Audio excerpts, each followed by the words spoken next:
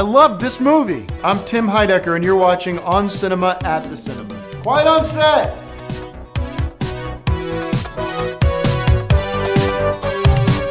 Hi everybody, my name is Tim Heidecker, and you're watching another episode of On Cinema at the Cinema.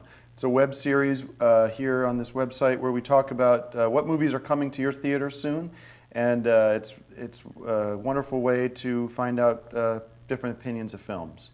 I'm very excited to have a guest with me today. He is one of the experts on film, and his name is Greg Turkington. Thanks for coming on the show.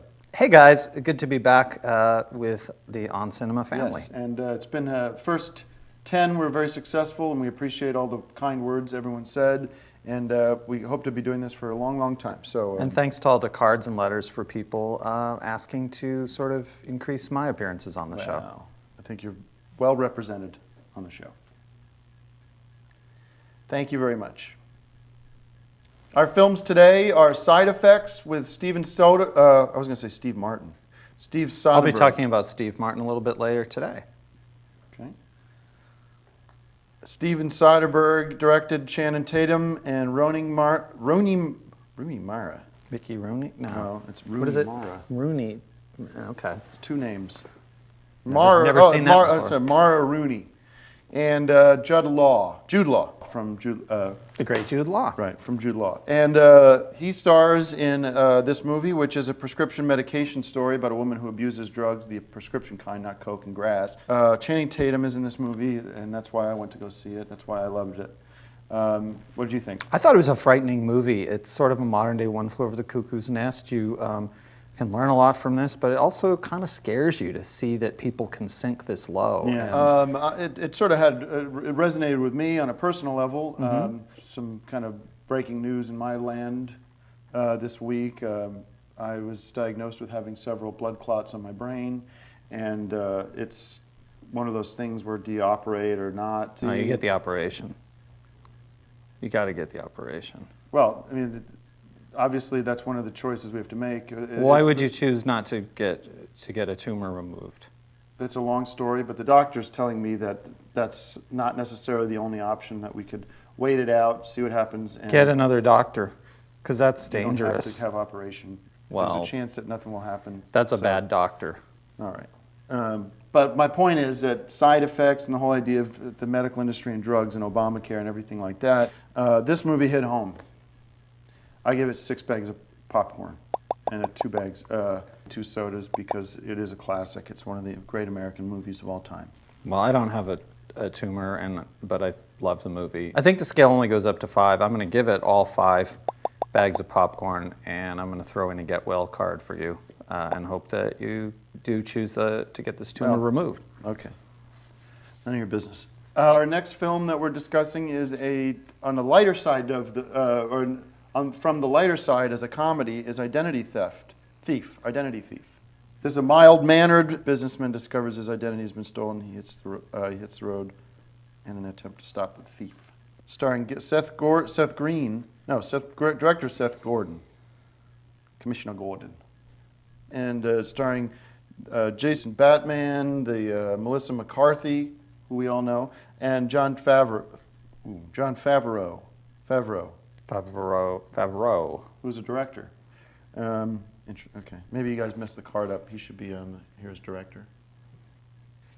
So we've all been down this road before. We've gotten our identity stolen, and this is a very funny movie. It's got Melissa McCarthy, who's one of the original funny ladies of cinema right now, and yeah, and she might be stealing people's identity, but what she's really stealing is our heart, and she's done that in the last few movies she's been in, and I love this movie. She almost reminds me of a modern-day Lucille Ball, in that sort of sense of being a comedienne.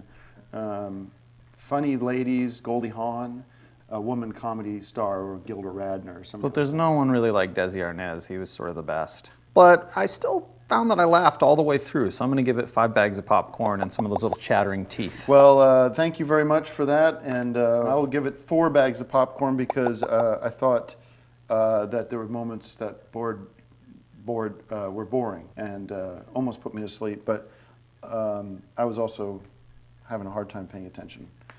but a lot of funny scenes too. It's a great movie, and I think it's something that they'll be talking about throughout the year. Okay, so finally today we're going to do our Popcorn Classic. This is a segment where Greg brings in a movie from his home library. If you don't want to go out to the movie theaters and pay the babysitter and do that whole jazz where you just end up spending a fortune to go out to the dumb movies. Yes, this is my segment where we discuss movies that you might have missed that come from my personal collection of movies. This week, we've got Steve Martin in A Simple Twist of Fate, which he's made a lot of great movies. This isn't one of them. It's a good movie, and it's worth seeing just to see what it's like for Steve Martin when he's not excelling in a role. It'll definitely fill the couple hours that it takes to watch the movie.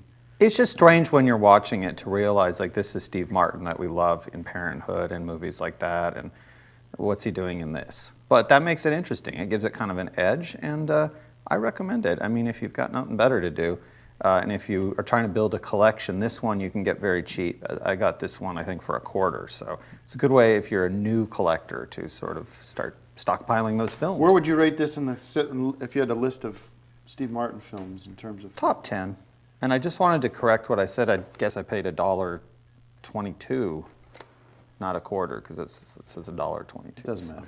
That's our show. Side Effects got 6 bags of popcorn, 2 sodas from me, and Greg gave it... I gave it 5 bags of popcorn and a get well card because we're all scared here at On Cinema about your tumor. It's not a tumor. It's not a tumor, as Arnold Schwarzenegger would say.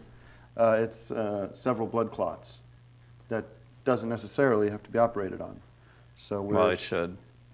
All right. And The Identity Thief, must-see movie of the week. And I gave it 5 bags of popcorn, and she's quite a thief in the movie. I love this movie. Thank you guys for watching.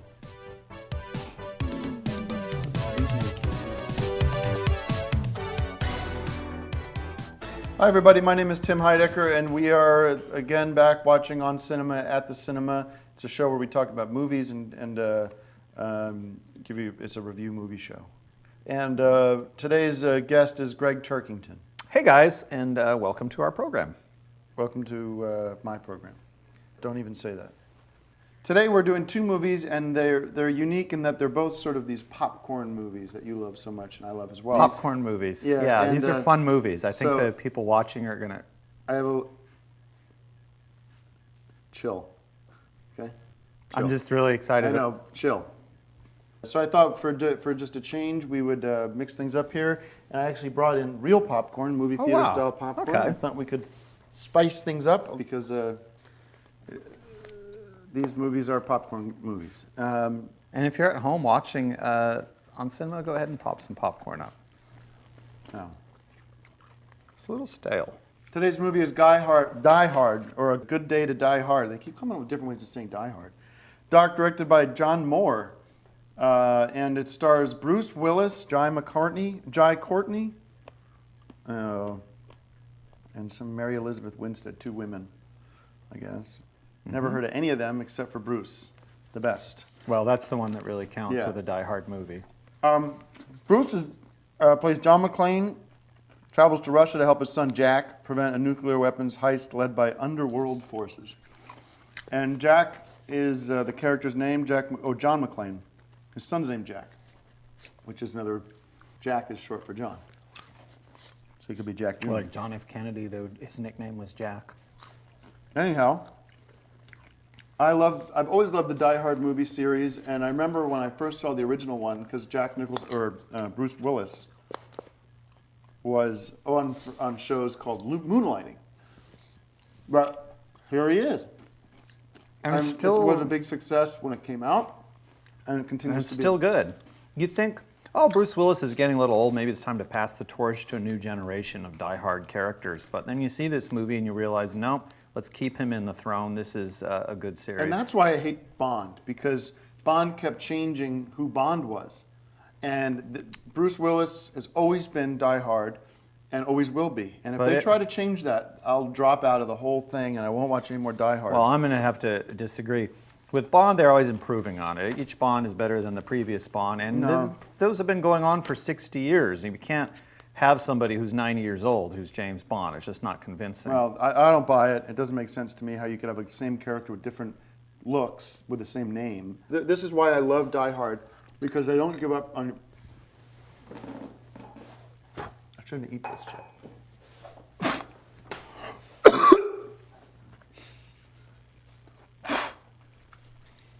I got this kernel.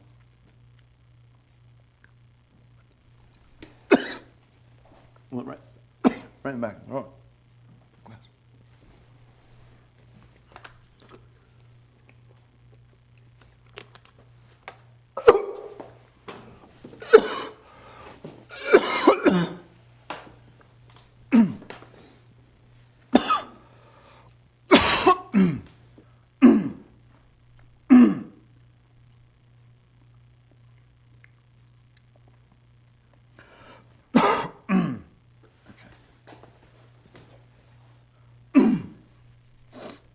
Good, yeah, so Die Hard does it right every time with Bruce Willis in the lead, and I give it 5 bags of popcorn and my own private collection of popcorn as well. 5 bags of my own private collection of my own popcorn. I give it 5 bags of popcorn. How can you not give a Die Hard movie 5 bags of popcorn? They're all kind of 5-baggers. I would also throw in a goblet of the finest champagne and toast Bruce Willis and the whole Die Hard gang for bringing us yet another successful hit. All right, our second film is Escape from Planet Earth, not to be mistaken from Escape from Planet, or from Planet, Escape or Planet Escape of from the New Apes. York. No, Escape from New York. Okay. With John Cleese. Or no, John Singleton, or John... Kurt Russell. Right, I'm sorry, Kurt Russell. This stars Brendan Fraser. It's an animated film. Brendan Fraser, Sarah Jessica Parker, and James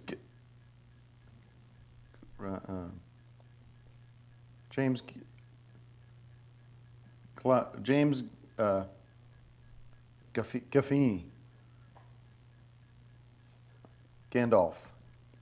From The Hobbit.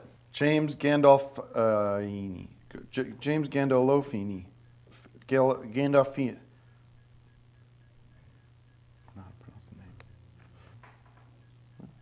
Gandolfini. James Gandolfini. Gandolfini. So this is an astronaut named Scorch Supernova. Love that name. Finds himself in a trap where he basically have to escape from planet Earth. Mm-hmm. This movie thrilled and chilled me, and I love this movie. It was fun. Sci-fi is my favorite kind of movie, but also comedy and animated films are my favorite kind of movies. So this has all 3 wonderful combinations to make my film one of my films of the year, Escape from Planet Earth. It's a great movie. I don't think you're going to find anyone that would disagree. I would say it could have been made just a little bit better if you've got somebody like Brendan Fraser, who's a great resource. If you'd actually filmed him rather than animate him, I think it would have been more enjoyable. People like Brendan Fraser, and it's kind of weird to look at a cartoon when you could be looking at the real thing. So that's a mistake I think they made. No, there's no mistake. That's not a mistake. That was a choice. But I think it was the wrong choice because Brendan Fraser, he's not Mel Blanc. He's not some fatso that you don't want to look at. This is a guy who's had a great career. He's very photogenic, you know what? very handsome. I'm not letting you say that kind of crap on my show, okay? This was the way they made the movie. They animated it. It wouldn't work as it wouldn't work as that either. All right? Now don't.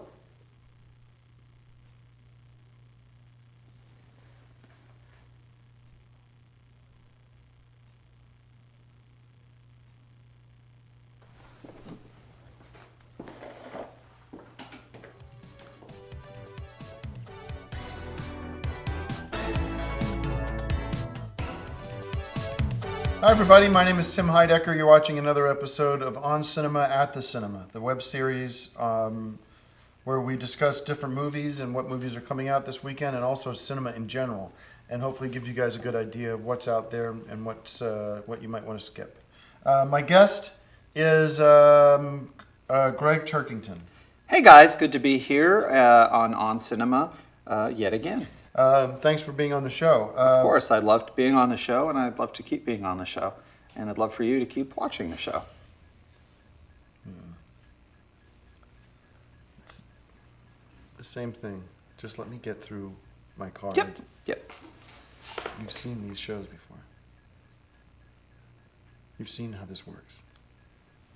Our first movie today is Snitch, directed by Rick Roman Waha, or it's W-H-U-G... Vaughn. I think it's pronounced Vaughn. W-A-U-G-H. Oh, sorry. I thought it was V-A-U-G-H-A-N is Vaughn. No, this is director Rick Roman Waha. And he's a no-name director, so I can't know every director. This stars the great Dwayne Johnson, who I guess is not going by Rock anymore, and Susan Sarandon and Vince Velasquez. Nadine Velasquez, Mexican name. And this movie is about an undercover father for the DNA in order to free his son, who is imprisoned after being set up by a drug deal. Yes, this was a very, very great film. I liked this movie a lot. It really did show a different side of The Rock. Yeah, and of the drug underworld too, which is a interesting world. I think if I was going to go to the movies on some afternoon, I think I'd go see The Hobbit, which is still playing in a few theaters. It's not a first-run movie, but if you haven't seen it, you really should see it. It's a classic. But some of these cheaper theaters are not going to obviously have the 3D abilities to show The Hobbit. So well, I mean, you had that for seeing months. Hobbit? It's going to be better than it's going to be watching it on your computer at home. So this is kind of your last chance to see The Hobbit as it was meant to be seen.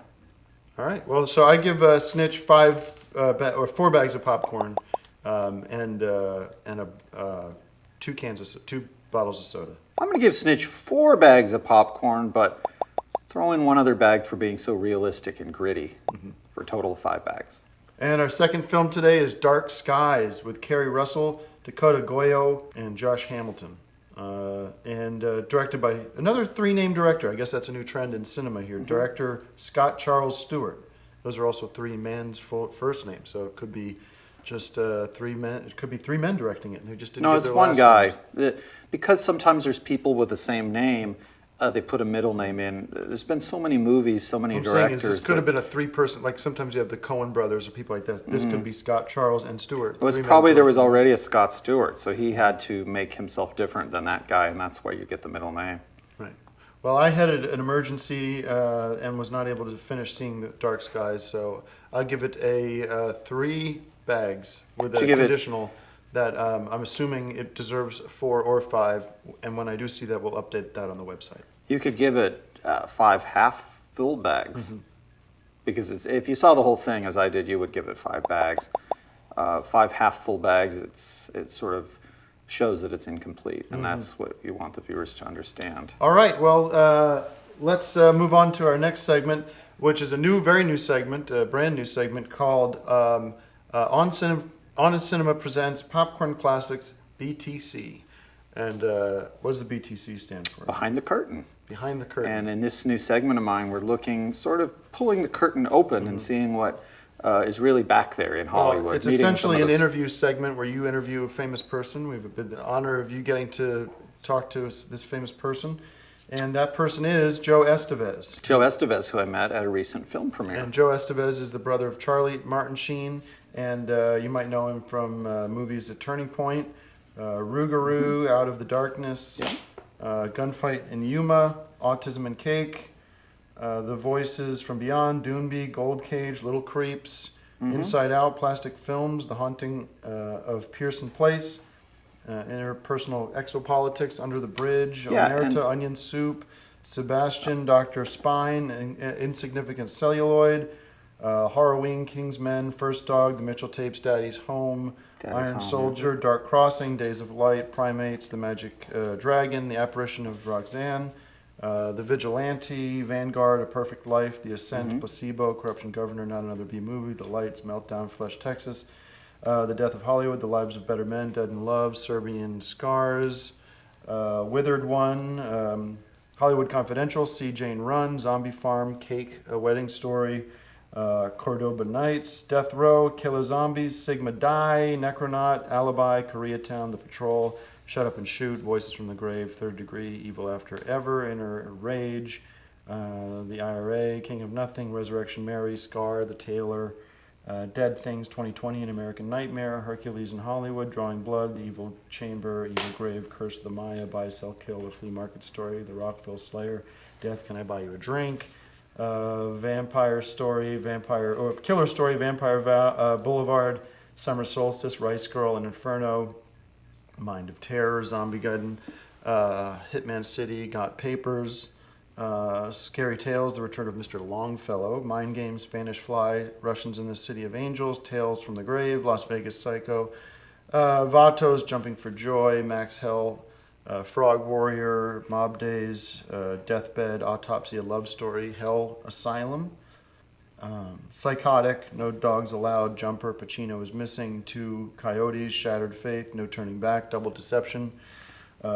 Black Scorpion, The Remnant, Green Diggity Dog, Ultimate Prey, Stolen from the Heart, Flat Out, 14 Ways to Wear Lipstick, Silent Scream, No Code of Conduct, Crimes of the Chupacabra, Fatal Pursuit, I Got the Hookup, Guns of El Chupacabra 2, The Unseen, Together and Alone, Avenged, The Catcher, Memorial Day, No Rest for the Wicked, Lola's Game, Tex Murphy, Overseer, The Waterfront, Winner Takes It All, Acts of Betrayal, Motorcycle Cheerleading Mamas, Lethal Seduction, Dark Secrets, Guns of El Chupacabra, Gator King, Breakaway, The Searcher, The Last Kill, The Garbage Man, Roller Gator, Blood, Slaves of the Vampire Wolf, Squanderers, Demolition Highway, Lethal Orbit, Carnival of Wolves, American Tigers, Last of the Breed, Werewolf, Toad Warrior, Backroads to Vegas, Red Line, Dillinger and Capone, Little Lost Sea Serpent, Cruise, Starstruck, Baby Ghost, Equal Impact, Karate Raider with Criminal Intent, Boulevard, Guns and Lipstick, Quiet Days in Hollywood, Point Doom, Broken Bars, Blood Heaven, Inner Sanctum 2, The Mosaic Project, Double Blast, Fatal Justice, Body Count, The Deadly Secret, Unconditional Love, Dark Universe, Beach Babes from Beyond, LA Goddess, In a Moment of Passion, Cyber Seeker, Karate Commando, Madam, The Fletch Merchant, Eye of the Stranger, Expert Weapon, Armed for Action, Eddie Presley, The Summoned, Lost in Hollywood, Psychic Detectives, Return of the Rollerblade 7, Legend of the Rollerblade 7, Blood on the Badge, The Rollerblade 7, Dark Rider, Soul Taker, Lockdown, Murder in Law, The Platinum Triangle, Fatal Pulse, South of Reno, Retreads, Human Error, I Married a Centerfold, The Invisible Woman, Anatomy of a Seduction, Lucky and Lucky Lady. So let's take a look at that interview now.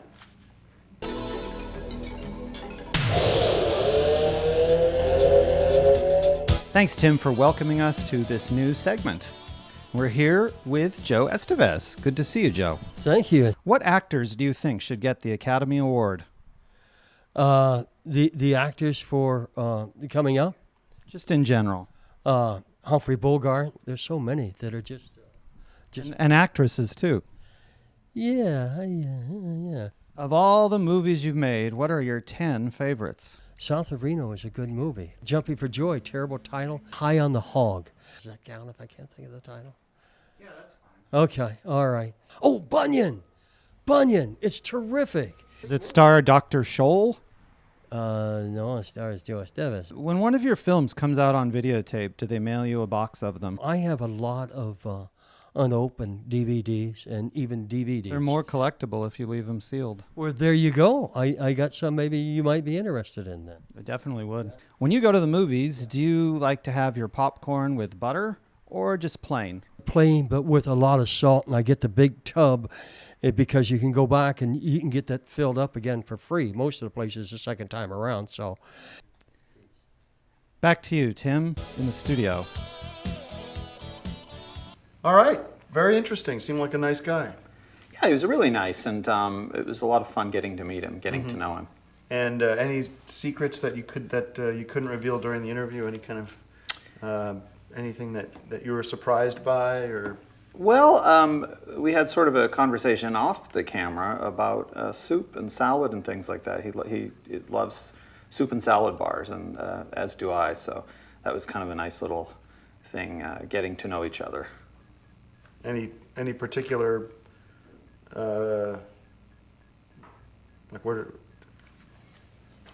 particular secrets or anything like that? He likes the Soup Plantation, which is sort of a chain. It's a regional chain, but it's very good soup. If you like cream of potato or cream of broccoli, and they do good minestrone and a big salad bar too. All right. The Soup Plantation.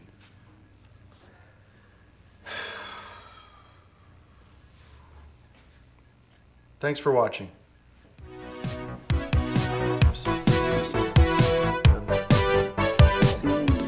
Seen a different that you Hi everybody, my name is Tim Heidecker. I am the host of my own show, which is this show called On Cinema at the Cinema, and it's a web show where we discuss what movies are coming out and why they're whether or not they're good, or if you should skip them.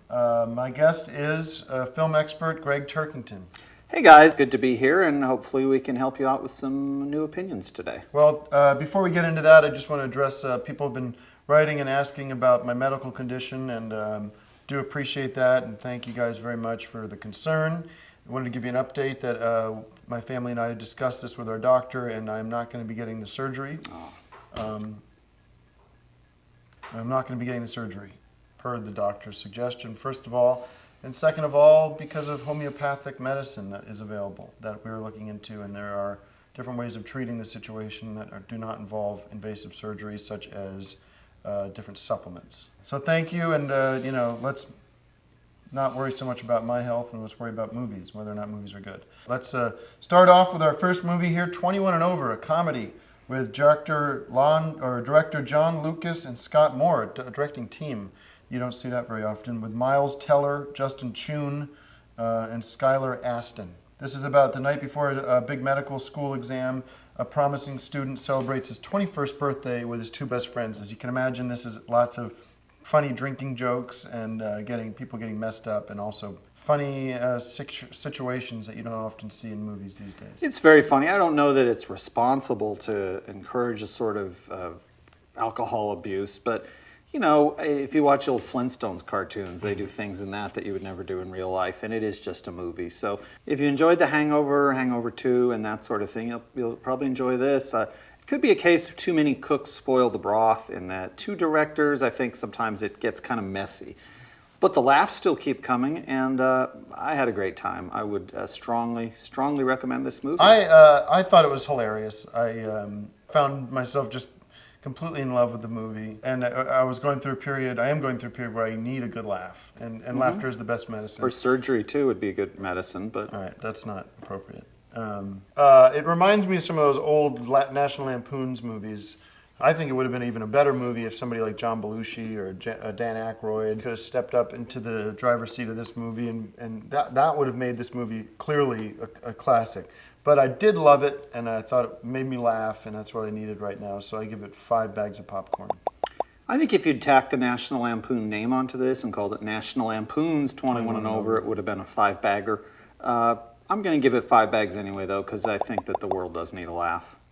And I'll throw in maybe a shot of Jägermeister.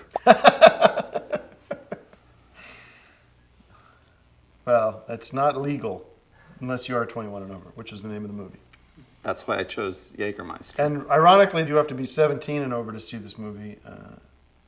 And perhaps that could be the sequel, 17 and Under, or Over. It'd be interesting to see what happens to this character once he becomes a doctor. Maybe you could call the movie,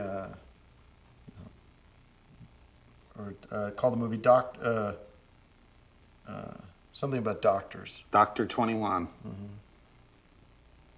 Anyways, we're not here to write movies. That's for Hollywood to take care of them. There's plenty of talented writers to take care of the writing of the sequel. But as fans and critics of film, we want to say, see what you can do to make this happen. Dr. 21 would be our suggestion.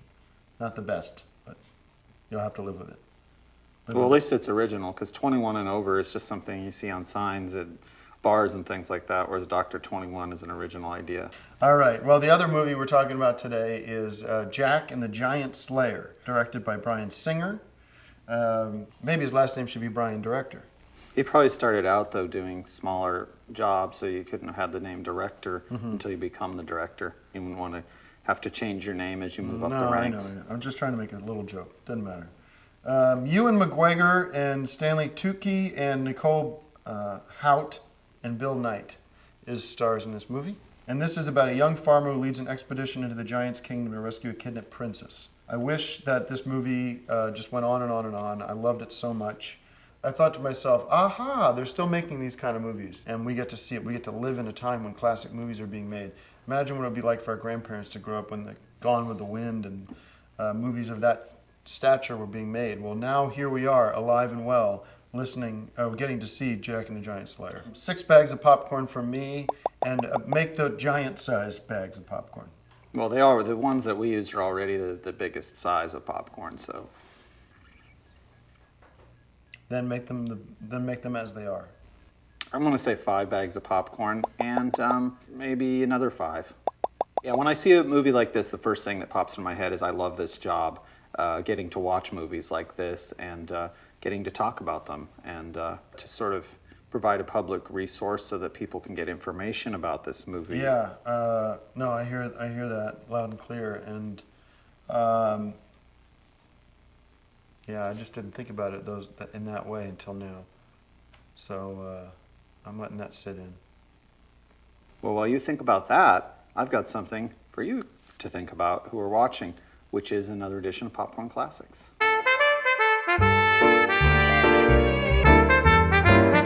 Somebody told me that you have a special popcorn classic for us today that's related to Jack.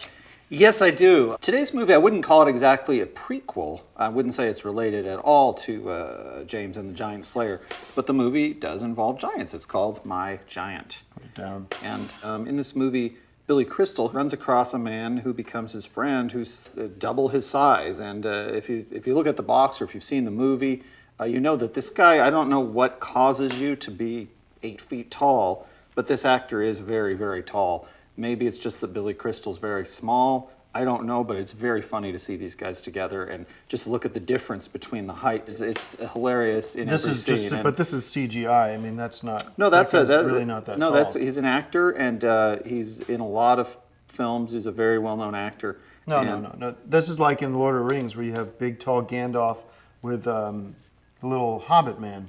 That's just CGI. No, this guy, if you get the world's shortest actor, Billy Crystal, and the world's tallest actor, this guy, and you put them together, you get a situation like this. I hate to do this to you on the show, but this is done through computer graphics. They didn't have that when this movie was made. This movie is several years old. This was only 1998 or something like that. Look at, I mean, that's. Can you see that? Yeah, Billy Crystal. This is all. It's Billy Crystal's special effects. short. It's 1998. It hit the nail on the head. Well, when did the Phantom Menace come out? Because that's when they pioneered this sort of CGI They've been doing effects. this. It's not CGI. It's special effects. It's an optical illusion. All this guy had to do was be much closer to the camera than Billy Crystal, and that's. Well, if you look at the sidewalk, they're exact same spot. Look at the shadows. That's what they fixed in post. All right, thank you guys for watching.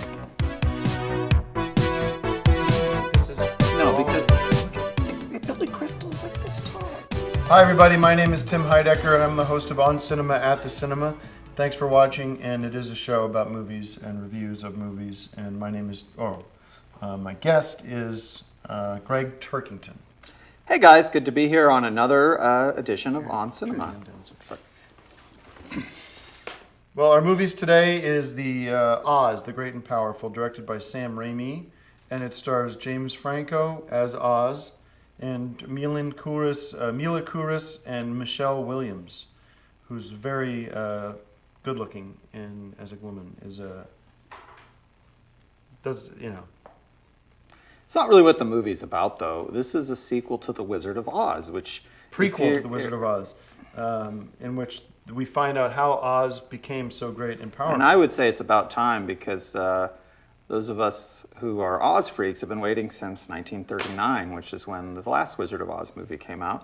It was an MGM picture starring Judy Garland. Ah. And to wait this long to find out the next chapter is kind of a burden. A lot of people have passed on who saw the original and never got a chance to see the next chapter. And so that's kind of a shame.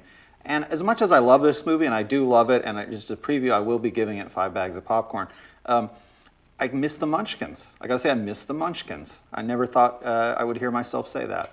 And I know a lot of them, again, have passed away because they waited too long, but there is still one of the original Munchkins is still alive, and he's going around the country and signing autographs and things, and to not include him in this movie after he's been an ambassador for Oz all these years is kind of a slap in the face. Oh, I wonder if he went to the premiere. I bet they didn't even give him an invitation. Toto, too. That's another character that I loved as little dog Toto. And I love it. From the original Wizard of Oz, one of the greatest, probably the most quotable lines in all of movie is, we're not in We're Kansas, not in Kansas anymore, Toto. And they're not in Kansas in this movie, and I think that's kind of a flaw in the movie. right. And I always like to use that expression when, for example, there's something strange going on, or we're in a strange situation. You know, we had a flight recently to Phoenix, and it was delayed, and there was no, people were doing a terrible job of explaining what the delay was. And I turned to my wife and I said, we're not in Kansas anymore, Toto. Well, if the plane originated in Kansas, that would make sense. Maybe 2 on the nose. Well, I still loved this movie, despite this film being munchkinless. I'm giving it 4 bags of popcorn. And Toto-less, too. Don't go to the theater expecting Toto. But still, 4 bags of popcorn. They lost a full bag of popcorn from me because of no munchkins. I'm going to say 0 bags of popcorn because I'm going to say let's take Toto's old basket and fill that with popcorn and eat out of the basket, which is essentially 5 bags of popcorn. I love this movie. All right. Well, the second movie is Dead Man Down with Colin Farrell, my favorite actor Dennis Quaid's my favorite all-time actor, but current young actor, Colin Farrell. Of this generation. Yeah. It's another great Colin Farrell movie. I feel like this guy doesn't know how to make bad movies. He's always in classics. Yeah, I've noticed that about him. You're always saying 5 bags of popcorn after his name. Right. So Colin Farrell gets the assured vote for at least a nomination for best actor for Dead Man Down. That's my Oscar pick. It's tough, you know. You can only do nowadays they do 10 Best Picture nominations, and I feel like we've burned those already through the first 3 months of this year with some of the movies that we've been looking at, and I guess that's a good thing. We're living in good times, and this is a great movie. All right, Dead Man Down getting 5 bags of popcorn and 3 cups of soda from me. I'm going to give it 5 bags of popcorn and a little mace spray because there's some pretty shady characters in this movie you might want to stay away from and protect yourself from. All right, now we're going to do a brand new segment on the show. It's an opportunity for me to talk to you guys about stuff outside of film and cinema, outside of film and serious stuff, not just With a about tumor movies. or... No, this is my 60-second soapbox.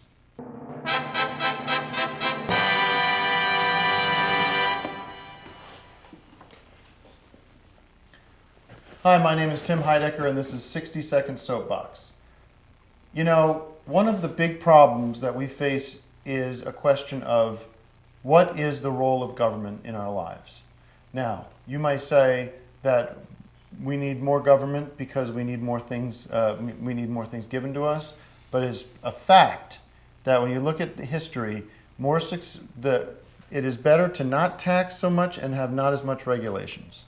You could look at the economics of it, but we have a government now that is trying to take over everyone's lives, and they can't do. They shouldn't be allowed to do it, and we should be more encouraging of laws that say that there's for less taxes and also for less regulation, so that businesses can become more independent. And that is a fact, and is not just my opinion, but is also the facts. And also, we have to make sure that we're making a promise to our seniors. That was popcorn, or that was a 60-second soapbox. And let me know how you think of that segment. And do we have any other movies? Oz the Great and Powerful, 5-star, 5 bags of popcorn, and Dead Man Down, 5 bags of popcorn. Thanks for watching. You said you weren't going to do that anymore when we were doing the podcast, that you weren't going to do any more of the political stuff. It's not my problem. Well, it's both of our problems because people I feel good about it. Hi, everybody. My name is Tim Heidecker, and you're watching On Cinema at the Cinema. It's a show where we talk about different movies coming out this weekend and give you our reviews, my reviews and my guest reviews. And the guest this week is Greg Turkington. Greg? Hey guys, glad to be here and to share my opinions and my expertise with all of you. Well, thank you very much, Greg. And here we are in March, and wow, it's been a couple of months of great movies. The class of 2013 has some real winners in it. Although 2012 had to have had some of the best movies I've seen in a long time. The Hobbit was fantastic, Jack and we're still Reacher. talking about it, still thinking about Reacher it. probably be out on video any day now. Looking forward to owning that. I wasn't as big of a fan, but Well, let's talk about today's movies. Carrie. It's just Carrie. With Kimberly Price directing, Pierce, and Chloe Grace Moretz, Julianne Moore, and Judy Greer. And this is what a great movie. Of course, it's a remake, and you know how much I love remakes because it's finally, you get a chance to perfect. You had your first chance, and the original Carrie was great, but this one is even better than that. So maybe third time will be a charm. Yeah, Carrie's I'll tell you what. I probably shouldn't say anything about this because I don't want to give away the ending. So watch it for yourself and see. I'm not going to give away the ending. All right. Well, what did you think? Did you like the movie? I liked it a lot. You got to see it for yourself to see that ending. I'm not going to give it away. Okay. Well, I mean, I don't think you have to give away the ending. Just say what you thought. It's a horror movie, so it's frightening. You will not believe the ending. So watch the movie and see the ending. I'm just going to leave it at that. I don't want to give it away. All right. Well, you're not. I don't think you're in any position to give anything away. And I don't want to stay in that position because you got to see this for yourself and see how it ends. Don't look at the spoilers. We're not going to spoil anything here today. Of course, there's the classic scene where she gets drenched in blood, which we all remember from the. I'm not talking about any of it. I just. Just let it lay. Let people watch it for themselves, and they'll find out how it ends. That's what the big deal is. Well, it's just you ruin the movie if you give away the ending. So Well, I'm not giving away the ending. We're just talking about, I can tell you that she has telekinetic powers. She has blood spilled on her and everything like that. Just watch this You don't movie. have to See tell, this movie. We never tell the ending. Watch so the I don't whole see what thing. what the It's a big deal is. scary movie, and it has got a truly memorable ending, and that's all I'm going to say. It's not like The Crying Game or some movie where you Let's can't. just drop it because I don't want to spoil it for people that want to see the movie and don't want to find out ahead of time how it ends. I agree. Let's move on. I give it 4 bags of popcorn. I'll let you wait and see what I give it. No review? I don't want to give away anything. I think if you heard my rating, it might give a little bit of a clue as to how this. I think you're making fun of this, but I'm not sure why. Or how. I'm not making fun of it. I'm trying to protect the viewer because I'm sick of these reviewers that tell you how these things end, and then. Well, we're not talking about the ending. Just tell me if you like the movie or not. Well, I love the movie, and that's the point. I love the movie, and I want people to be able to see it for themselves and not spoil it for them with spoilers. All right, whatever. You're an idiot. Well, I mean, this is a good movie. I'm going to give it 5 bags of popcorn, but I'm going to put a curtain around them so you can't tell how many until you've seen the movie yourself. Okay. And some of those little hot cinnamon, those spicy little candies, because it has a hell theme. You just told me how many bags. So. Doesn't matter. It's stupid. Well, it's not as important as the ending of the movie. All right, our second movie is The Incredible Burt Wonderstone, directed by Don Scardino. And that stars my favorite comedy actor, Jim Carrey, Steve Carell, Olivia Wilde, and Steve Buscemi. So a couple of Steves in this movie. After breaking up with a stage partner, a Vegas magician must fight for relevance against a hip new street magician. This was very funny and had a good heart to it.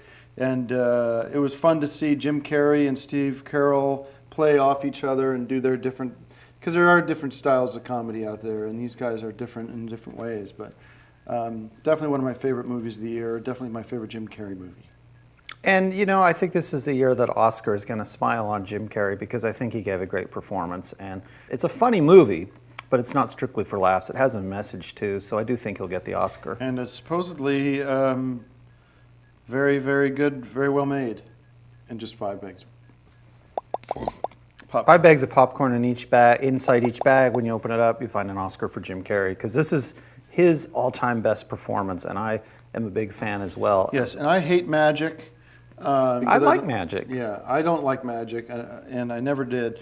But this one, suddenly I walked out of this movie theater going, now I want to go see magic. After I saw the movie, I went to the Toys R Us near our house and picked up a little beginner's magic kit. And it was magic things, and lo and behold, they didn't have some of the tricks that were in this movie, but I did learn about the cups and the balls and everything like that. And it's because of movies like this, you get exposed to different kinds of culture.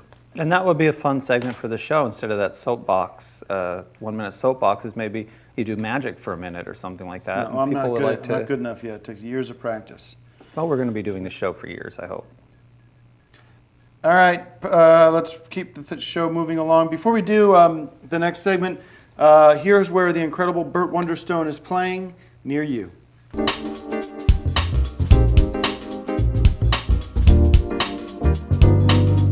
All right, so again, if you don't see your city there, go ahead and look it up on the internet, and you should be able to find where the movies are playing. Or the newspaper, and that's a newspaper. resource that you can use.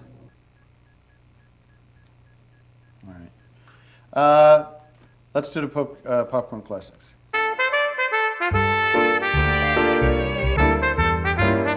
All right, today popcorn classic. Greg, what have you brought in for us? I brought in a movie that is pretty cool. It's called The Mod Squad, and this was a TV show back in the day, but they've sort of hipped it up with some stylized characters and some new music. It's a pretty flashy movie, and it's a lot of fun. If you haven't seen it, I actually don't recommend that. I recommend this. Dennis Miller Live, one of my favorite comedians. He's a stand-up comedian, and sometimes I feel like we get sort of hyper-focused on these movies when videos can be of concerts or stand-up material or TV shows. So This isn't a movie. This is just that's what I'm this is saying. just It's not episodes. Yeah, this show's called On Cinema. It's not called I on thought we'd mix it up. television. It's not called On Television. So I do stand by my choice of The Mod Squad. Well, if you don't want to watch And, just another same old movie of a remake, all we do is remakes lately. This is original comedy, original content from one of the great ones, Dennis Miller. And I watched this. You don't borrow mine because it's actually I've watched this tape so many times that it's the quality of it's very bad. Well, the right quality now. of it is very bad. That's why The Mod Squad is the movie you should watch. This movie actually did pretty well at the time it came out, and it's kind of going into a second life as a popular movie on the video rental scene, something to play at a party. Dennis Miller or, Live features celebrity scandals, political subterfuge, social deviance. It's not a This guy's movie. The king of the catchphrase. It's not a movie. Just because it's on Doesn't video. matter. I know. That's why I'm trying to expand our horizons. Well, then why don't He's you the just king take of the somebody's catch- home movies, Hold on. somebody's home movies that you find at a thrift store and review Let that. me get this. King of the catchphrases, king of the references. This guy makes you feel smarter just by listening to him, even though sometimes I don't even know what he's talking about because his references are so very specific and about Specific weird to stuff. TV, but not. It's No, not a but this movie. you could put It's not this a out in movie. the theaters and it would be a blockbuster smash. They because tried it and it failed. He's never had a hit movie, No, and he you never could- will. He was in the net, but also this you could put this out right now, re-release it in the cinemas. It would be a huge smash because the comedy is timeless. It's like an evergreen tree. It's all jokes Wall about Street things that Journal happened says, 15 years ago. Nobody wants yes, to but hear the, about. The Wall Street Journal says his incisive. It's all comic Bob riffs- Dole jokes. Hold on, from, listen to that. The Wall Street Journal says his incisive comic riffs and rants merit raves. Guess what, folks? This is my pick of the week, my popcorn classic. Well, you know, Dennis it's Miller not. Live. It's my segment. No, so. it's my show. So thanks for watching. Look, it's 2 hours long. Hi, everybody. My name is Tim Heidecker, and I'm the host of On Cinema at the Cinema. It's my show where I talk about movies and review them and tell you which movies to see and which ones you should skip. It's a really great show and an honor to do it for you guys every week. And thank you for letting me do the show. And thanks to the website for putting it up. My guest today is Greg Turkington. Hey guys, good to be here, and congratulations, Tim, on so far a great season. Yeah, it's been a lot of fun talking movies with you. And we only have one movie today we're going to talk about. It's called The Croods. And that's not Crudes, it's Croods. Directed by another directing team here. We got Kirk D'Amico and Chris Sanders, starring the voices of Nicolas Cage, Ryan Reynolds, and Emma Stone. Another wonderful, fun movie about the past, cavemen and whatnot. This is the world's first family must embark on a journey through new lands after the cave, which has always sheltered them, is destroyed. So obviously it starts from a place of sadness, but it's a lot of fun, and it's beautifully drawn, and it has a tremendous energy to it. One of my favorite movies of the year, right? Yeah, I gotta say, thinking about this movie just makes me feel warm all over. It was a lot of fun. I went with a couple family members, and they had fun, and they're not professional critics or experts, but they know what they like, and they like this movie, and I like it too. I love that. I love sort of coming off the high horse, a little bit, and saying, oh, well, guess what? People of all ages, and not just, you don't have to be some hooty-tooty film critic or something like that. This is really for the people, by the people, and a great American film. Nicolas Cage's voice is so distinctive. I forgot that he was in this, and I went to go see it, and I go, who's the sound of that voice? Reminds me of Nicolas Cage. Lo and behold, it was. And his voice is so that's how distinctive it is. He's an Academy Award winner, so he's not going to muck around. He's going to give you a good performance, whatever it is. And in this case, we're lucky to have him because this movie really sort of blew my mind. It was great. And it's funny because this has always been a fantasy of mine, is what was it like back in the caveman days? Not just what we see from Flintstones, but actually what was it like? And this kind of bridges the gap where it's not just, it's not like a documentary, of course, but it's not as silly and ridiculous as the Flintstones. It's more grounded, but still with a lot of heart, greatly drawn. I give it 5 bags of popcorn. Well, I guess this is more like the Flintstones, but if you were to sort of hollow out stones and make popcorn containers out of that, that's what they would have done on the Flintstones, so I would give it 5 of those. All right. I'm sorry, I have not slept.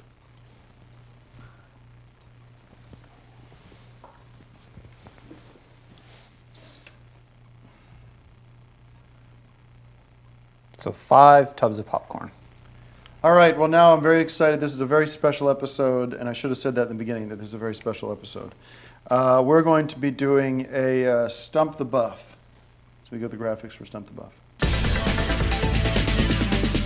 This is where we ask our esteemed film expert a series of trivia questions about the movies, and this is kind of neat. We have worked out with the thingx.com that they're going to be donating $500 for every question that Greg gets right to the American Cancer Society. This is going to be fun, Yeah. and I know we're going to go into 4 digits at least. So, All right, well, let's get it started with the first question here. Who was the cinema? I feel like I'm Alex Trebek or something. It's very, very cool for me too. All right, now first question is behind the lens. Yep. Who was the cinematographer for Robert Altman's Popeye?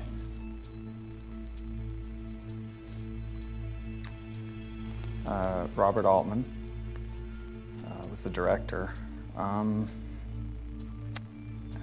So I think that was Andrew Dunn, cinematographer Andrew Dunn.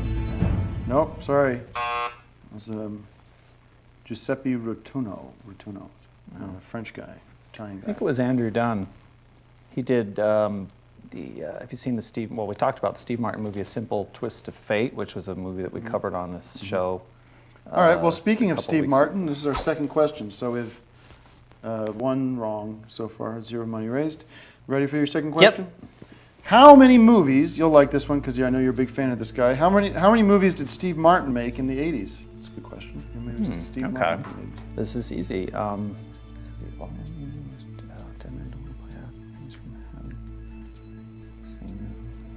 many movies did Steve Martin make in the 1980s?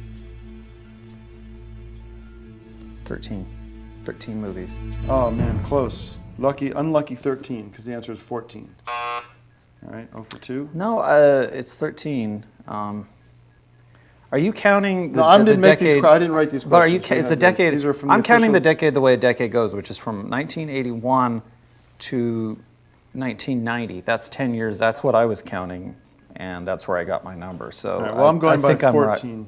Yeah, the number's 14. So But that's not really the 80s. The 80s actually I don't go think it from would make a difference. 1980. I think it would still be, your answer would be wrong no matter what.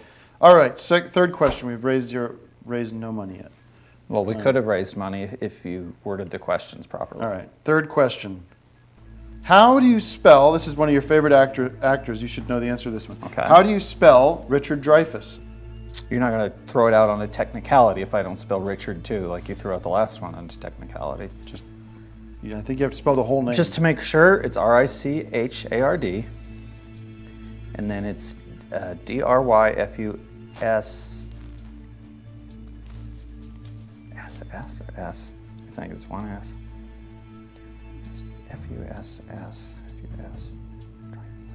Fuss. Jeez. Fuss. Yeah, there's two S's. It's Dryfuss. Okay, it's Dreyfuss. So Fuss. That's what I said. I know So EY, Dreyf. DRE. Oh. Oh yeah. Thought you'd get that one. All right, well, that's 0 for 3. Focus in. You're my buff. Let's just focus and get one of these right, 2 of these right. It'd be great. This one is an easy one. You'll get this one. Raise some money for the American Cancer Society. Ready? Who won Best Supporting Actor for his role in City Slickers? Billy Crystal. No. Or supporting actor. All right. Jack Palance is the correct answer. Yeah, I thought you said best actor. Okay. It was a best actor Oscar. No, Which Billy is- Crystal didn't win Best Actor anyway. So he starred in the movie. All right. Well, number 5. This is the final question. Let's see if we can raise $500 for the American Cancer Society, which I think they'd appreciate. All right. How many Oscars did the film Titanic win? 7. 11. Okay. Thanks for watching. Continue.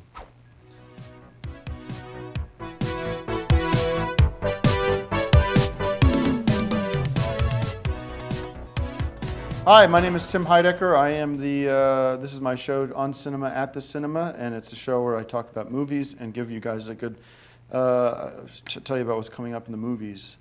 My guest today is Ayaka Owaki. And Ayaka, thanks for coming on the show. Thank you for having me. And Ayaka is staying with my family. She's a foreign exchange student from Japan. Yes. And she has agreed to come on the show just to get a foreign perspective on movies. So it's been wonderful having you stay with us, and really been cool to get to know you. And Yes. yes, you enjoying your time here? Yes, I'm so happy. Yes. All right. Well, the movies we're talking about today are G.I. Joe Retaliation, directed by John M. Chu, and Channing Tatum again, and again with Bruce Willis, and again with Dwayne Johnson. Three of some of my favorite current film stars. I loved this movie. I loved the first one, but somehow they've managed to outdo themselves and make another great G.I. Joe film. Your thoughts? I give it 5 bags of popcorn. I'll give 1 bag of popcorn and 5 cups of soda. Okay. So you didn't care, or you didn't, because you 1 bag of popcorn? Because we went to see this last night, and you seem to enjoy it. I just not a big fan of popcorn. Oh, well. Okay. So, but the popcorn isn't to be eaten; it's just to signify like a star. Oh, okay, then 4 stars. 4 bags of popcorn from Ayaka. Very cool. Must be different seeing American movies without subtitles. Yes, I didn't understand at all. Oh boy. Well, we also went and saw Tyler Perry's The Marriage Counselor, directed by the Tyler Perry, starring Tyler Perry, or Vanessa Williams and Kim Kardashian was in this. Kind of funny to see her in a movie. I thought this movie was funny, not my favorite kind of movie, to be honest with you. But it was okay. You know, thought it was very well made, so I have to give it 4 bags of popcorn. I'll do 3 bags of popcorn and 3 cups of soda. Did you like? So, what did you think of the? It's average, I think. Average? Okay, average. Average. Yeah. Let's take a look at a segment called On Cinema Presents Popcorn Classics BTC. Take it away.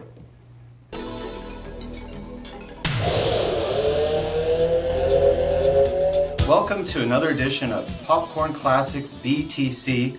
We're here with Mr. Jimmy McNichol, and today we're looking at Smokey Bites the Dust. Oh boy. The film that you starred in. How many copies of the movie do you own? Actually 3. My wife's been collecting them. Did they send you a box of videos? They sent me one. What's the best place to find it? Flea markets or internet? Or I think what on would the you say? internet. On the internet. Why do you think Smokey Bites the Dust is a popcorn classic? It's got a lot of thrills and action in it. It's just a constant, non-stop, classic of just chasing, cars and crashing. Was it scary being in the car during the big chases? No. Do you think the price of DVDs will eventually come down? Over time, they're going to eventually phase out to even smaller discs, is at least what technology is saying. Do you think film critics and experts are becoming as important to the movie-going public as actors and directors? I think it's important that films are reviewed and that there's good, viable critics out there that can actually give the audience, the heads up so that they're not wasting their time going and seeing a movie that really is just okay. I love your hit single from the 70s called He's a Dancer. Can we expect more music from you in the future? Absolutely. As a matter of fact, the beginning of 2013, I'll be releasing a new album with music videos. The previews of the music videos can be found at findingjimmy.com. What size of popcorn do you get when you go to the movies? I usually get a large bag of popcorn, a box of Junior Mints, and I eat the popcorn and the Junior Mints together at the same time. Thank you so much. Back to you, Tim. All right. Well, that was cool. Yes. Yes. Good to see Greg. Thanks, Greg, for that segment. And all right. Well, that's our show, and thanks for coming on the show. And Thank you. See you back at home. Yes. And she actually taught me how to make sushi the other night, which was neat. Thanks for watching.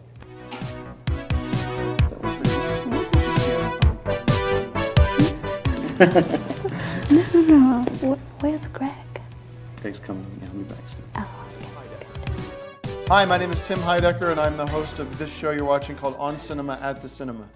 It's a web series dedicated to movies and reviewing movies and what's coming out this week and whether or not you should go see them or whether or not you just stay away and stay home and do something else or watch a football game. My guest is acclaimed film buff, Greg Turkington. Welcome back to the show, Greg. Hey guys, good to be here and good to see you, Tim. Good to see you. Thank you for your great report last week on Jimmy McNichol. It was very interesting. That was a lot of fun getting to know Jimmy and talking to him about some of his work. Yeah, I honestly didn't know who he was. So it was neat to learn about a new guy. He's not a new guy. He's been around for years, but he's one of the best and a very gracious gentleman, and it was very fun to talk to him. The Company You Keep, directed by Steven Soderbergh, is our film today with Robert Redford and Shia LaBeouf and Nick Nolte. Wow. Well, this is another Steven Soderbergh movie that we talked about earlier in the year. We talked about him, and this is another thriller, and it's another movie by Steven Soderbergh. So it gets high marks from me. One of those movies where you're enjoying it, but the whole time you're thinking, could I be learning something here too? And that's kind of a nice combination. I think it's a special film, and I think it's the type of film people will be talking about. I had the feeling of, I'm enjoying this movie, but when is it going to end? Not because I was bored, but I just wanted to find out what was going to happen. That's a mark of a good film. Mm-hmm. So with that said, I give it 4 bags of popcorn and 1 glass of soda. I'm going to give it 5 bags of popcorn. I really liked it, and maybe put them on the back of a runaway freight train, because the film's pretty exciting. Well, I wonder if Robert Redford himself ever would have put this in his famous Sundance Film Festival. I'm sure it was there. And now I'm regretting not making this about Robert Redford, but I'm going to be doing a tribute to Steven Spielberg later. And the reason I'm not just coming out with that without thinking about it. The reason is Jurassic Park here we go, ready? In 3D. Yay! It's about time. Well, are we doing it in 3D? Why not? What, this? Yeah, he's. Forget that. It's fun to give a movie like this sort of a new life, a movie that, I thought we were going to be able to do this in 3D.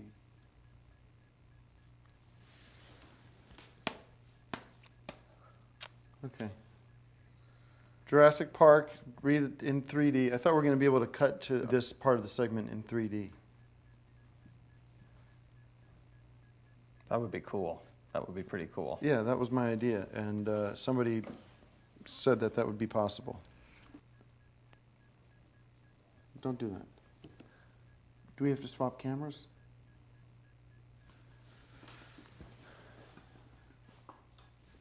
Should we wait?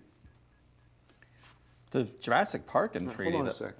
You told me we were going to be able to do this in 3D.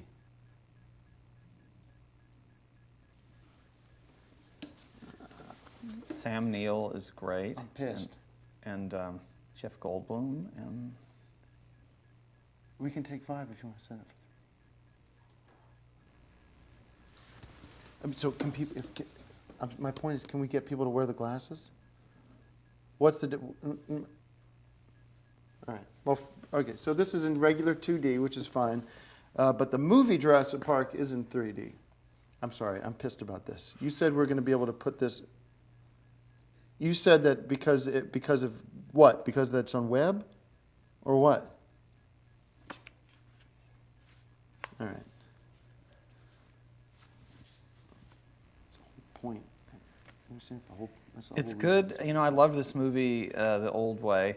And I'm glad they haven't tinkered with the movie themselves. Sometimes when they reissue things, they'll cut some of the scenes you liked. This is the same Jurassic Park that you know and love, but it's in 3D now, and so it actually comes out at you.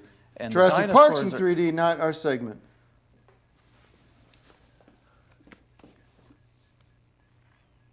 It's really frightening Don't when make they promises you can't keep. when a dinosaur chomps on something. We all know what happens in Jurassic Park. It's a great movie. It's a classic movie. It's one of the greatest movies Steven Spielberg ever made. That's why I can't do this. Okay. be cool if they re-released all the old on cinemas in 3D, wouldn't I it? just want you to be straight with me. All right. I apologize. It's okay. But Jurassic Park in 3D is. You know what I always don't understand about these re-releases in 3D is why didn't they just show the original movie in 3D? If they shot it in 3D, why wait till now to put it out? Well, you don't want to second guess Steven Spielberg because he's the master. So I agree maybe at that time the glasses were more expensive. Who knows? All right. Well, I have a tribute to Steven Spielberg. Oh, you know what I have for you? It's a tribute to you, actually. It's sort of a present that I picked up in one of my journeys to the flea markets. This is a pretty unique item. I would venture to say it's quite valuable. This isn't an antique roadshow here, but this is something you're not going to find everywhere or anywhere. It's a Spanish language version of Jurassic Park. It's called El Parque Jurásico. When you put this in your video player, it starts out, you think you're watching Jurassic Park, and then it's wild. Every line of dialogue is totally in Spanish. So I've never seen anything like this before, and it's my gift to you to thank you for all you've contributed to On Cinema. Oh. Thank you very much. Very unique. I can't read this. Looks like I'm just looking at random letters. That's the beauty of it, is it's so familiar yet so different, and that's why I think you'll have fun. This would be a fun thing to watch with friends late at night, have a couple of drinks and have a few laughs, and enjoy El Parque Jurásico. Esteban Spielberg. Totally in Spanish. All right. Thanks for watching. The whole point of this was that I was going to be able to do 3D and tie that into the 3D thing.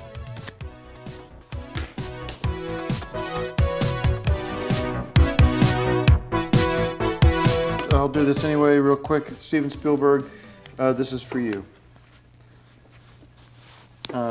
Steven Spielberg was born in America from 1946 and is a video game director,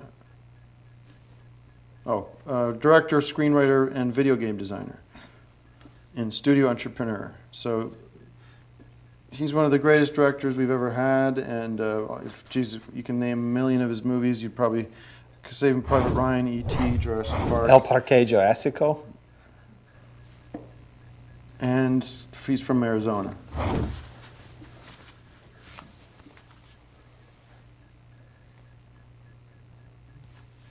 Thanks for all the movies, Stephen, and that's our episode.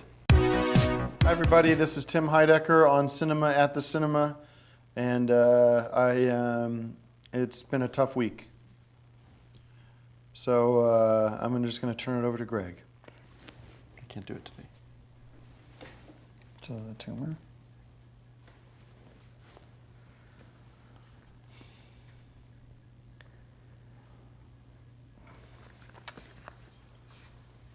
Hey guys, welcome to On Cinema, the webcast where we discuss new movies, review those movies, and then give recommendations to you, the viewer, as to whether or not to see those movies. And this week we've got two for you, and what are they, Tim? Okay. This week we're reviewing two movies. The first one is called Oblivion, and it's a science fiction science fiction movie. This is the new Tom Cruise movie, and of course you all know that because everyone keeps tabs on Mr. Cruise. And here he's joined by Morgan Freeman, and this film is a delight. It's a science fiction movie. It's a little strange, but if you're familiar with Star Trek or the X-Files or anything of that nature, you won't be too shocked at some of the other worlds that they explore, visit, and do battle with in Oblivion. This is the real deal. I would give this movie 5 tubs of popcorn, maybe put a ring around each one like the planet Saturn. Tim?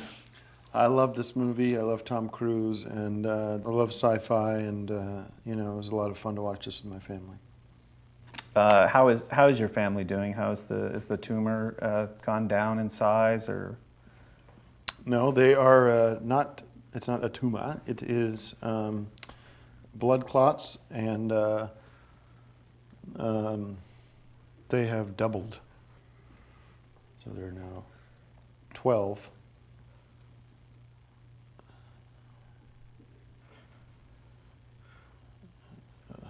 Of where there was once 6. You should have gotten the surgery, which is what I was suggesting all along. Well, that ship has sailed, and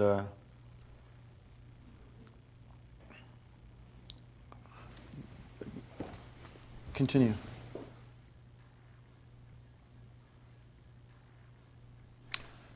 All right. Well, the next movie, as long as we've done science fiction, let's do a little bit of horror too.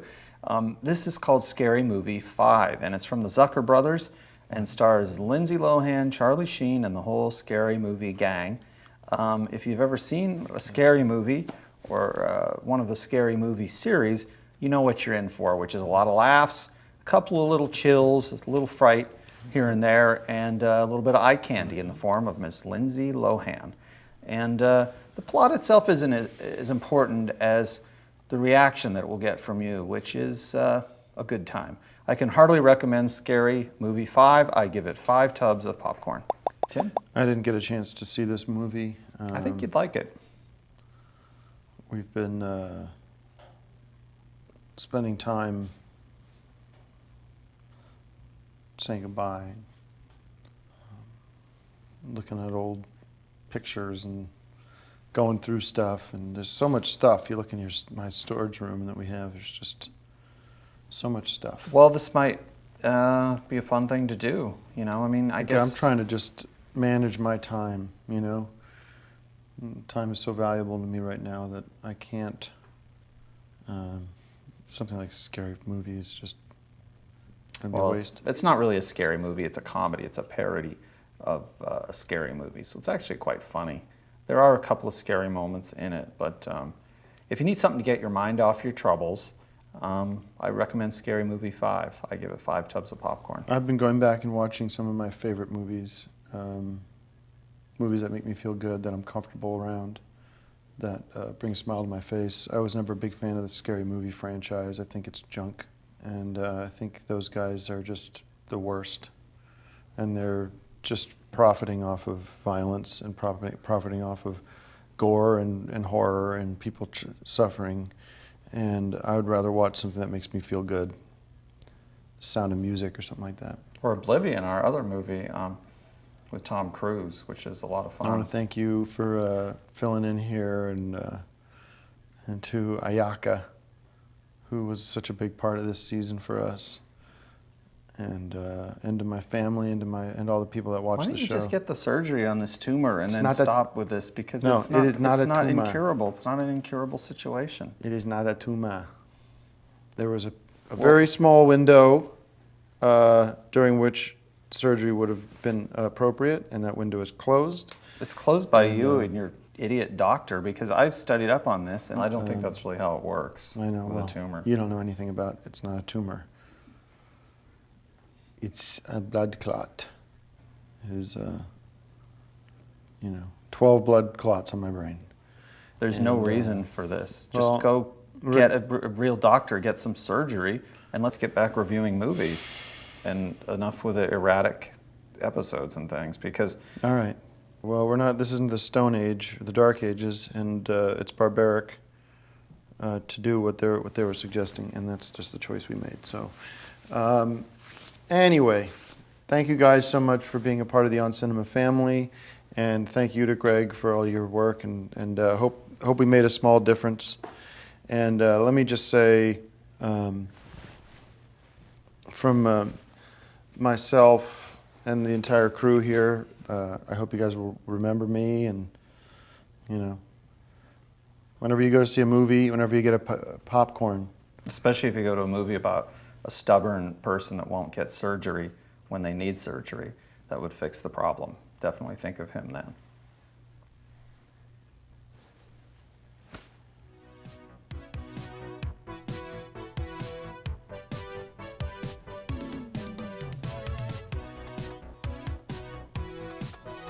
thank you guys.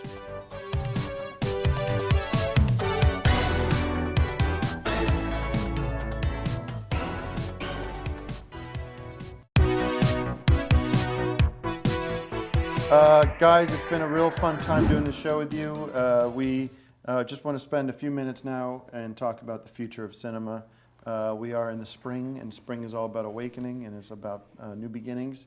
And now is a good time to look at, Greg, in your opinion, where are we at with film, and where do you think cinema is going to be going in the future? I think it's going to get dramatic. I think that there's a trend right now towards sort of adult dramas, thinking man's movies, that type of thing, but with a little more action in those types of movies than you've seen in the past. A few more car chases or explosions than you might have seen in those sorts of adult dramas. I do think we're going to see a little bit more from my old friend The Hobbit. I think Bilbo Baggins will be back, not just for the 2 movies that are planned, but for many, many more. Very, very interesting. I take a different perspective on this a little bit. I think you're still going to see, the superhero movies and the great gross-out comedies from people like Judd Apatow and the Zucker brothers and whatnot. A lot of great remakes, I believe, will be coming up in the next few years. But I think one point of agreement that we can agree on right now and is more Hobbit. And I know they're slated to come out, so it's a pretty safe bet. But I think you're right. Beyond the next 2, I think there's going to be several Bilbo Baggins movies on its way into the distant future.